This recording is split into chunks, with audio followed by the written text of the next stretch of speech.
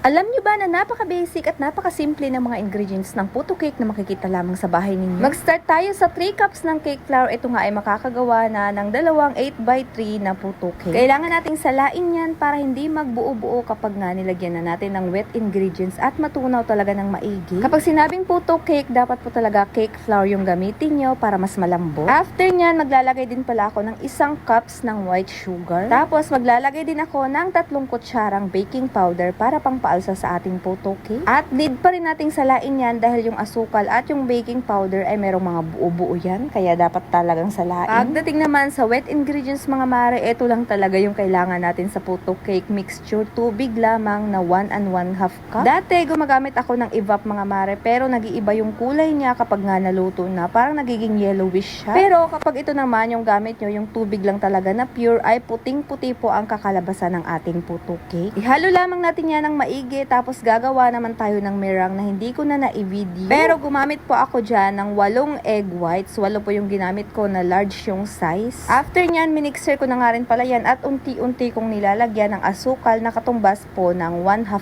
cup. At kapag naging ganito na nga yung meringue yung mga mare, yung pointed na siya tapos hindi na siya natutumba, ayan, pwedeng-pwede na yan, o diba? Yung iba naglalagay ng cream of tartar sa meringue at suka, pero ako po ay hindi na dahil parang wala namang kaibahan. Dati kasi ako naglalagay nun. Tapos, cut and fold po yung gagawin natin sa ating meringue pagka-mix natin dito sa ating puto mixture. Bali, hinati ko sa 3 yung meringue mga mare para dahan-dahan ko o unti-unti kong nilalagay dito sa ating puto cake mixture para mahalo talaga ng maigi. Dati, ang akala ko, sobrang hirap gumawa nitong meringue mga mare at puto cake. Pero tignan niyo naman kung gaano lang kasimple, o diba? Cake flour lang, asukal, baking powder, at itlog. Ganun lang kasimple, tapos makakagawa ka na ng sobrang sarap na puto cake na sobrang lambot. Perfect sa panghandaan at pang-almusal, pang-snack, ganun. Naglagay nga ako dyan ng baking paper sa aking lanera mga mare na 8x3 at ayan, nahatiin ko na yung aking meringue dahil pang dalawahan nga ang katumbas nitong ating mixture. Pagdating naman sa toppings, dati ay ginigrate ko o ginagadgad ko yung keso, pero ngayon ay ganyan na yung ginagawa ko mga mare dahil natutunaw nga kapag grenade ko yung keso. Tapos yung itlog naman na pula o itlog na maalat ay 1.5 po yung nagamit ko dyan. Kailangan kumukulo na yung tubig sa ating steamer bago natin to isalang ng 25 to 30 minutes. Medium heat po yung ginamit ko dyan at ayan, ito toothpick test ko na po yan kung wala na bang basa sa ilalim at ayan, wala na at lutong-luto na siya. Bali, wag muna kaagad tanggalin sa kanyang molder, papalamigin muna natin yan ng mga 10 minutes para talaga mas maganda, o diba? At ayan, natapos ko na yung dalawa. So yung bilao ko ay 10 inches tapos itong aking puto ay